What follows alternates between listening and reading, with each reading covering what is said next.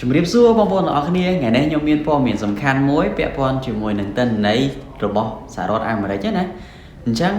សម្រាប់ព័ត៌មាននេះគឺខ្ញុំខានចែកម្លែករឿងយូរដែរហើយថ្ងៃនេះខ្ញុំចង់មកធ្វើការចែកម្លែកជូនបងប្អូនទាំងអស់គ្នា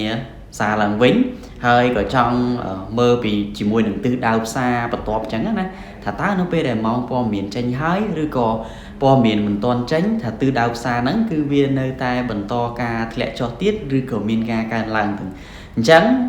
កុំឲ្យខាតពេលយូរតើបងប្អូនទាំងអស់គ្នាមកមើលជាមួយនឹងខ្ញុំទាំងអស់គ្នាណានៅយប់នេះថ្ងៃទី25ខែ6ឆ្នាំ2026គឺមានព័ត៌មាន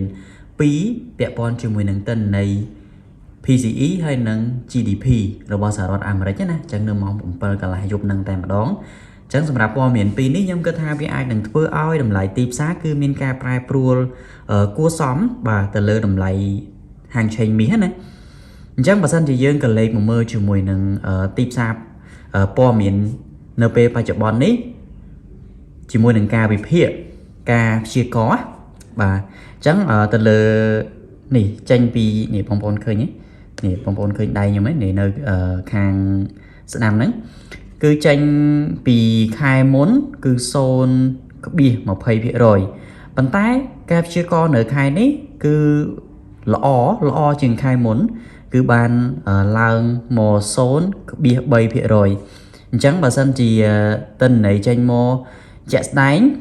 បាទល្អបាទដូចជាមួយនឹងការព្យាករណ៍ឬក៏ធំជាងការព្យាករណ៍ទៀតគឺថាតម្លៃហាងឆេងមាសអាចនឹងមានការធ្លាក់ចុះបន្ថែមណាបាទអាហ្នឹងសម្រាប់ទៅលើ PCE ព័ត៌មាន PCE នេះបាទ PCE ហ្នឹងបើយើងប្រែជាភាសាខ្មែរមកគឺការចំណាយរបស់ជាពលរដ្ឋសហរដ្ឋអាមេរិកណាចឹងការចំណាយអញ្ចឹងបើសិនជាព័ត៌មានចេញមកល្អចាំមានន័យថាប្រជាពលរដ្ឋរបស់សហរដ្ឋអាមេរិកហ្នឹងគឺគេទុកចិត្តទៅលើបាទសេដ្ឋកិច្ចរបស់រដ្ឋខាងគេអញ្ចឹងណាអញ្ចឹងទើបគេហ៊ានចំណាយធ្វើអីអញ្ចឹងទៅអញ្ចឹងវាធ្វើឲ្យប្រាក់ដុល្លារល្អអញ្ចឹងតម្លៃហាងឆេងមាស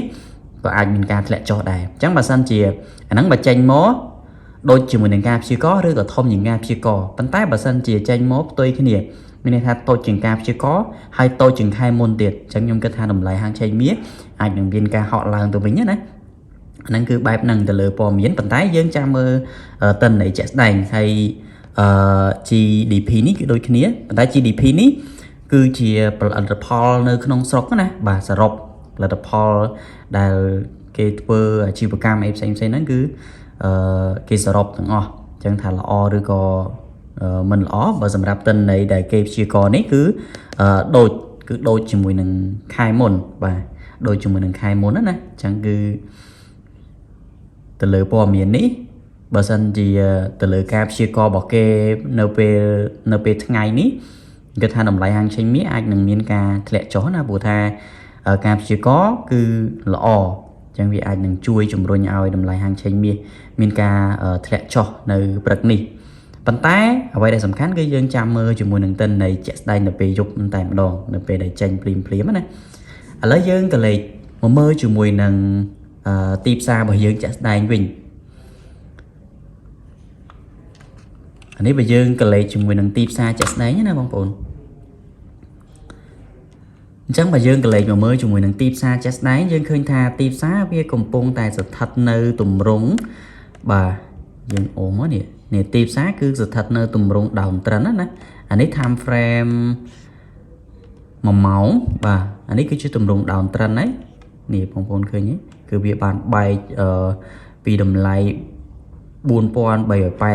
ឡូវវាធ្លាក់មកដល់នេះ3970បាទ3970 960ហ្នឹងឥឡូវយើងមកមើលជាមួយនឹង time frame មួយថ្ងៃ time frame daily របស់យើងបើយើងក៏លេខជាមួយនឹង time frame daily គឺវាបានធ្លាក់បាទ3ថ្ងៃជាប់គ្នាហើយគឺវាបានធ្លាក់3ថ្ងៃជាប់គ្នាហើយចំពោះនឹង time frame daily បាទហើយតម្លៃដែលខ្ញុំមើលឃើញទៅលើម៉ោងព័ត៌មាននៅយប់ហ្នឹងណាអញ្ចឹងតម្លៃបច្ចុប្បន្នយ៉ាអធិស្ឋានបងប្អូនយើងចាប់យកតម្លៃ high របស់វាមកតម្លៃបច្ចុប្បន្នហ្នឹងណានេះអញ្ចឹងកាលពីម្សិលមិញតម្លៃខ្ពស់បំផុតគឺនៅ4114ហើយតម្លៃដែលខ្ទាប cứ nơi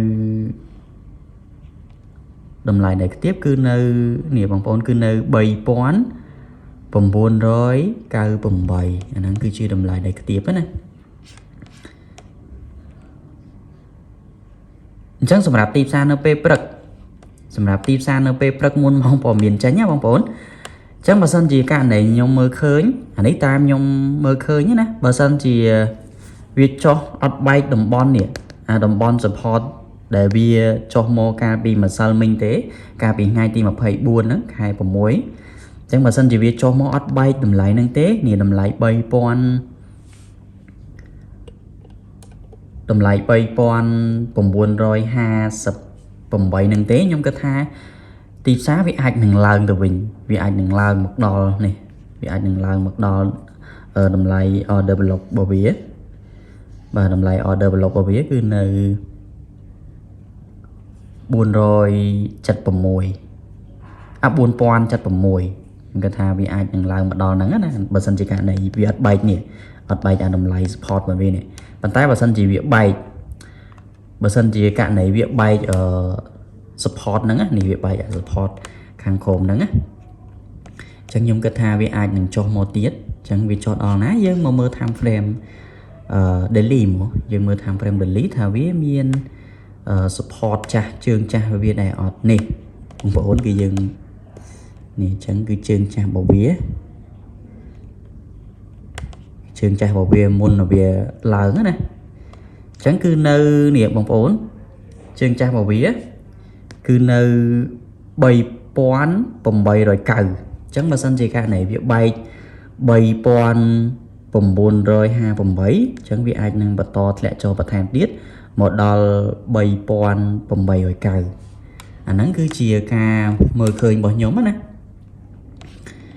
អញ្ចឹង អ្វី ដែល បងប្អូន គួរ ធ្វើ បើ សិន ជា ករណី បងប្អូន នេះ ករណី វា ឡើង មក ដល់ នេះ វា ឡើង មក ដល់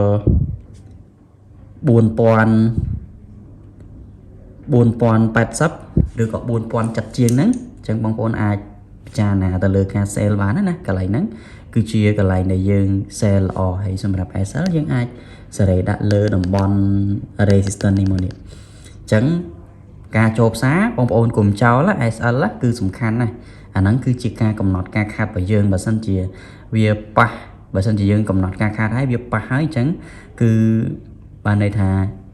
យើង អាច នឹង សម្រាក បាន ហើយ